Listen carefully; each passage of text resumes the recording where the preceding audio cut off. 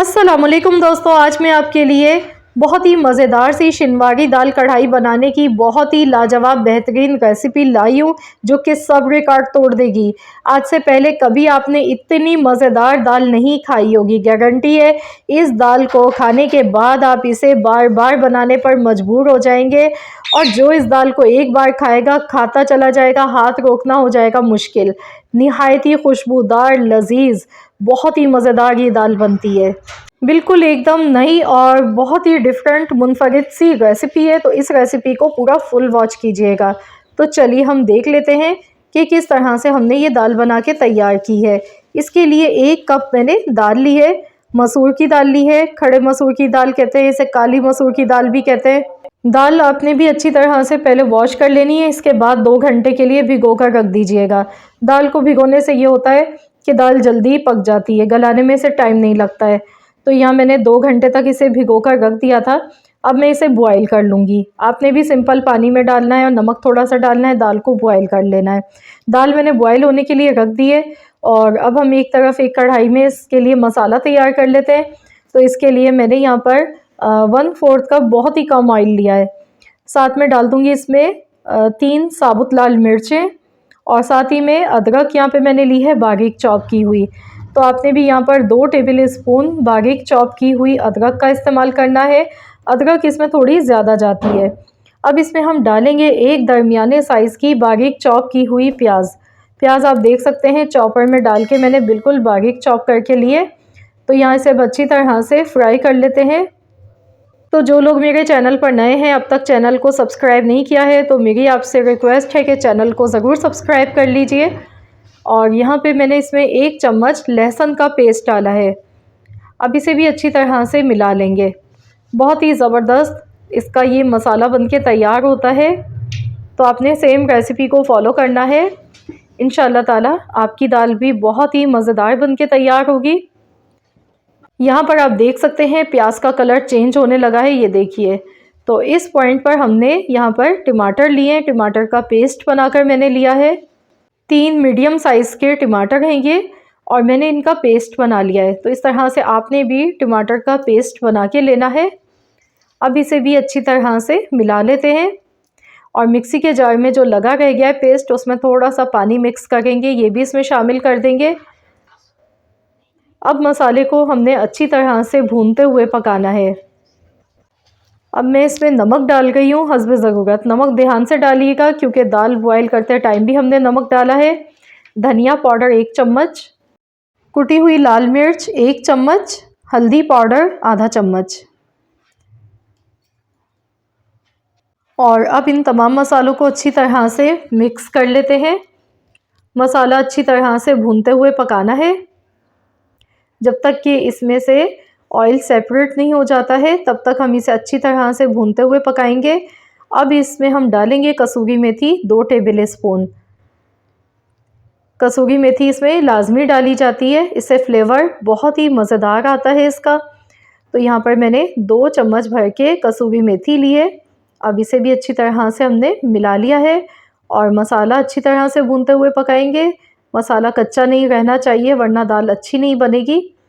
जितनी अच्छी आप भुनाई करेंगे उतनी ही लजीज ये दाल बनके तैयार होती है, मिनटों में बन जाती है। तो यहाँ हम देख लेते हैं दाल किस पोजीशन में है। दाल देखिए मैंने बॉयल होने के लिए रख दी थी और सिर्फ 10 मिनट लगे क्योंकि ये भीगी हुई दाल थी पहले से। तो आपने इसे बिल्कुल एकदम इस तरह नहीं गलाना है कि ये बहुत ही ज़्यादा हलवा हो जाए दाल, तो वो अच्छी नहीं लगेगी। थोड़ी सी खड़ी दाल दिखनी चाहिए लेकिन गली हुई होनी चाहिए, बिल्कुल परफेक्ट। मैंने आपको तोड़कर भी दिखा दिया है। तो आप देख सकते हैं दाल हमारी बहुत अच्छी तरह से बॉयल हो चुकी है। तो दाल का जो एक्स्ट्रा पानी है वो हमने फेंकना नहीं है क्योंकि इसमें सारी दाल की ग़िज़ाइयत होती है। यहाँ मसाला अच्छी तरह से देखिए भून चुका है। तो इस टाइम पर हमने ये दाल इसमें शामिल कर देनी है। दाल में बहुत कम पानी था तो इसीलिए मैंने इसमें ऐड कर दिया है। तो दाल जब भी आप बॉयल करें तो पानी थोड़ा ध्यान से डालिएगा, बहुत ज़्यादा पानी का इस्तेमाल ना करें। और दाल में बॉईल करते टाइम सिर्फ मैंने नमक डाला था। इसे तेज़ आंच पर पकाएंगे ताकि इसका जो एक्स्ट्रा पानी है वो ख़त्म हो जाए। तो यहाँ पर अब हम तड़का तैयार कर लेते हैं। तो यहाँ पर मैंने आधा कप ऑयल ले लिया है, आधा चम्मच राई दाना डाला है मैंने और आधा चम्मच साबुत ज़ीरा। साथ ही में मैं यहाँ पर डालूँगी इसमें बारीक कटी हुई अदरक मैंने ली है जूलियन कट, और मैंने 3 से 4 सब्ज़ मिर्चें ली हैं, इस तरह से बीच से 2 कट के निशान लगा के लिए 2 हिस्सों में काट लिया। तो ये हमारा बहुत ही खुशबूदार सा तड़का बन के तैयार होगा। तो चलिए दाल भी हम देख लेते हैं। इसमें डाल देंगे हम लास्ट में पिसा हुआ गरम मसाला पाउडर। एकदम ड्राई दाल ये अच्छी नहीं लगेगी, इसमें थोड़ा सा इस तरह का गीलापन होना चाहिए, तो ये ज़्यादा मज़ेदार लगती है एकदम। अगर आप चाहें तो ड्राई भी इसे फॉर्म में बिल्कुल बना सकते हैं, लेकिन थोड़ा सा आप इस तरह से इसमें थोड़ी सी ग्रेवी रहने देंगे तो ये ज़्यादा अच्छी लगती है। पिसा हुआ गरम मसाला लास्ट में आपने लाजमी डालना है, इससे खुशबू बहुत अच्छी आएगी। और यहाँ देखिए दाल हमारी तेज़ आंच पे पक रही है। तो यहाँ हम तड़का भी चेक कर लेते हैं। तो देखिए बहुत ही शानदार सा ये तड़का हमारा तैयार हो चुका है, मिर्चें भी इसमें फ्राई हो चुकी हैं। तो चलिए अब हम ये तड़का इसमें शामिल कर देते हैं। रेसिपी को आखिर तक पूरा ज़रूर देखिएगा। तो यहाँ देखिए मैंने तड़का इसमें पूरा डाल दिया है। अब मैं इसे मिला लेती हूँ, अच्छी तरह से मिक्स कर लेती हूँ। तो अभी इसे और लजीज फ्लेवर इसमें बढ़ाने के लिए मज़ीद और एक चीज़ हम इसमें ऐड करने वाले हैं। फ्रेश कटा हुआ हरा धनिया शामिल कर देंगे ऊपर से। और साथ ही में इस दाल को चार चांद लगाने के लिए मैंने यहाँ पर लिया है मक्खन, ब्लू बैंड मैंने यहाँ पर लिया है, ये इसमें ऐड कर दिया है। आपने बटर का इस्तेमाल करना है, इससे फ्लेवर बहुत अच्छा आता है। अगर आपके पास बटर मौजूद नहीं है तो फिर आप इसकी जगह पर देसी घी का भी इस्तेमाल कर सकते हैं। देसी घी भी बहुत ही अच्छा जायका इसमें आता है दाल का। तो ये बहुत ही एरोमेटिक जायकेदार सी शिनवारी दाल कढ़ाई हमारी बनके तैयार हो चुकी है।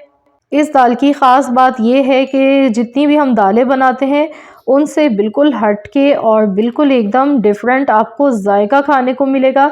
जब आप इस दाल को टेस्ट करेंगे तो गारंटी आप इसे चम्मच से ही आप इसे खाना पसंद करेंगे और ये मिनटों में साफ़ हो जाएगी दाल, पता भी नहीं चलेगा। बहुत ही शौक़ से आपकी फैमिली खाएगी, और बड़े क्या बच्चे क्या सभी ये दाल बेहद शौक़ से खाएंगे।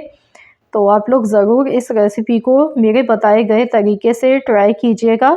आप इसे चावल के साथ भी खा सकते हैं, नान, चपाती, पराठों के साथ भी खा सकते हैं।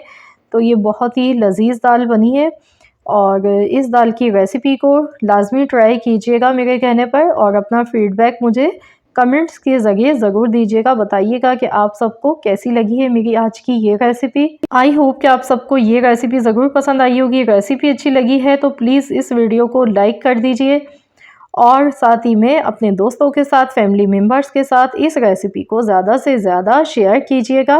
और अगर चैनल पर नए हैं तो चैनल को भी सब्सक्राइब कर लीजिए। मिलते हैं इंशाअल्लाह ताला नेक्स्ट रेसिपी के साथ। तो जब तक के लिए अल्लाह हाफ़िज़।